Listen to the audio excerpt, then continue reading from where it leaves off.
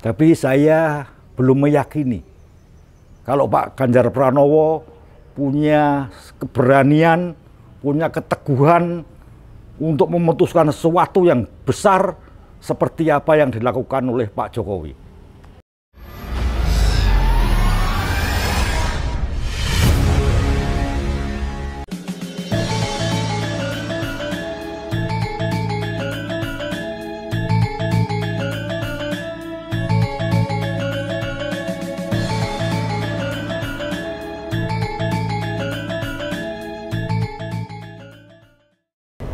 Sahabat-sahabat terkasih, warga masyarakat Surakarta dan warga masyarakat Indonesia pada umumnya. Siang ini marilah kita mencoba untuk melihat dan berbicara tentang sesuatu hal yang menurut saya sangat penting untuk kita telisik lebih dalam lagi, yaitu tentang tokoh yang saat ini sedang viral, orang nomor 1 di Jawa Tengah, yaitu Bapak Ganjar Pranowo. Ya, saya sebagai orang Solo sangat mengagumi Pak Ganjar Pranowo. Dia sebagai seorang gubernur yang pada awalnya, dan memang itu menjadi salah satu tagline-nya dia, ora korupsi, ora ngapusi. Dan itu mampu diejawantahkan, diimplementasikan untuk dirinya sendiri dan untuk para birokratnya. Berhasil menurut saya. Itu yang pertama. Lalu yang kedua, Ganjar Pranowo disukai oleh masyarakat karena dia memang berasal dari rakyat kecil. Dia bukan berdarah biru, dia bukan anak orang kaya, dia dari rakyat jelata yang merangkak sedikit demi sedikit. Akhirnya dia mampu menjadi orang nomor 1 di Jawa Tengah. Secara politik saya punya keyakinan kalau Pak Ganjar punya ideologi yang cukup mantap. Karena sejak muda dia memang menjadi seorang aktivis di MNI. Sehingga dia sangat paham betul apa yang harus dilakukan agar masyarakat di Jawa Tengah ini bisa hidup secara sederhana, sejahtera, dan berbahagia. Oleh sebab itu, Pak Ganjar memang disukai oleh masyarakat Jawa Tengah. Karena pertama, dia memang mau turun ke lapangan.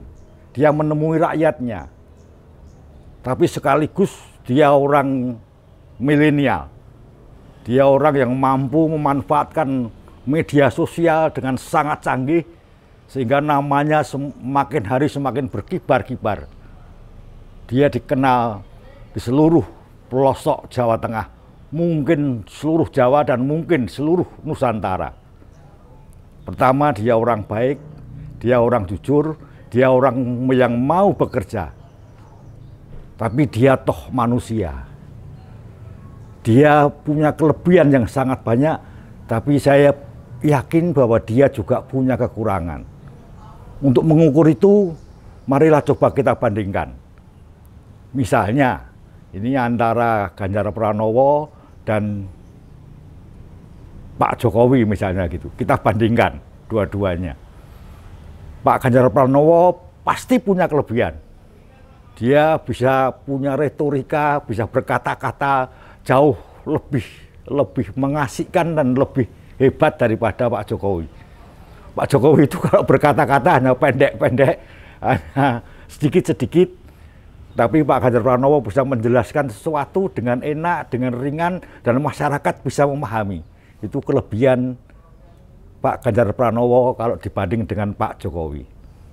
Tapi saya belum meyakini kalau Pak Ganjar Pranowo punya keberanian, punya keteguhan untuk memutuskan sesuatu yang besar seperti apa yang dilakukan oleh Pak Jokowi.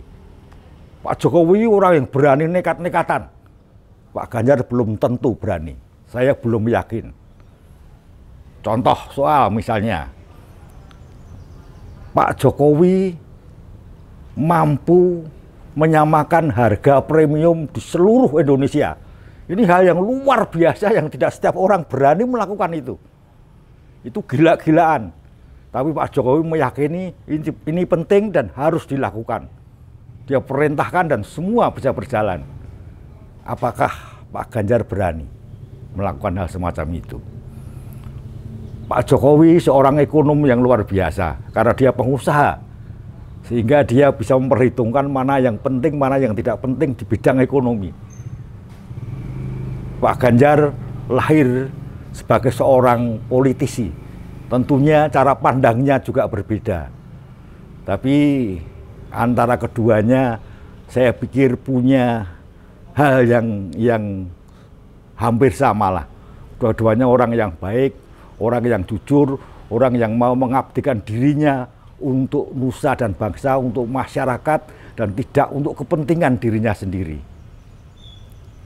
Di Jawa Tengah, saya belum melihat juga Pak Ganjar melakukan sesuatu yang bisa menjadi bom, meledak, sehingga orang seluruh Nusantara bisa melihat satu tindakan apa gitu yang visi sesuatu yang lalu dilakukan secara terus-menerus sehingga semua orang sampai mengagumi, sampai ngefan yang sangat luar biasa, mencintai dia, mengagumi sampai luar biasa. Pak Ganjar belum sampai ke tingkat itu, tapi dia luar biasanya selalu cekatan menyelesaikan masalah-masalah yang terjadi di dalam masyarakat. Baik masalah kecil maupun masalah yang agak besar. Saya nggak tahu, dia sendiri punya visi apa terhadap Jawa Tengah. Jawa Tengah ini mau dijadikan provinsi yang seperti apa, saya belum begitu mendengar. Selain bahwa masyarakatnya bisa sejahtera, bisa berbahagia. Tapi toh Jawa Tengah itu sebetulnya punya jati diri, punya martabat, punya ikon, punya kebanggaan sendiri yang itu dipegang oleh orang-orang Jawa Tengah. Sebagai orang Solo, saya menganggap Pak Ganjar belum begitu dekat dengan semacam kebudayaan. Kebudayaan dalam arti yang sangat sempit. Budayaan dalam arti kesenian, lalu hal yang bersifat spiritual, hal yang mampu mengubah perilaku orang, tapi tidak dengan kata-kata, tidak dengan sekedar suri toladan, tapi langsung menusuk ke jantung hati setiap masyarakat Jawa Tengah. Beliau belum mampu membuat semacam kembang api yang luar biasa besarnya sehingga orang seluruh Nusantara bisa melihat dia. Itu yang barangkali perlu dilakukan selama 2 tahun ini dari Pak Ganjar. Dan saya meyakini Pak Ganjar punya kemampuan untuk melanjutkan apa yang sudah dilakukan oleh Pak Jokowi. Tinggal menumbuhkan keberanian, kenekatan. Kalau itu diyakini benar, dia harus berani memutuskan meskipun itu akan banyak dimusuhi oleh orang, sepanjang hal itu bermanfaat bagi masyarakat Indonesia dan bagi hari depan Indonesia. Selamat bekerja, selamat berjuang Pak Ganjar. Masyarakat Jawa Tengah membantu kerja dan doa untuk panjenengan. Selamat siang, sampai ketemu di episode berikutnya.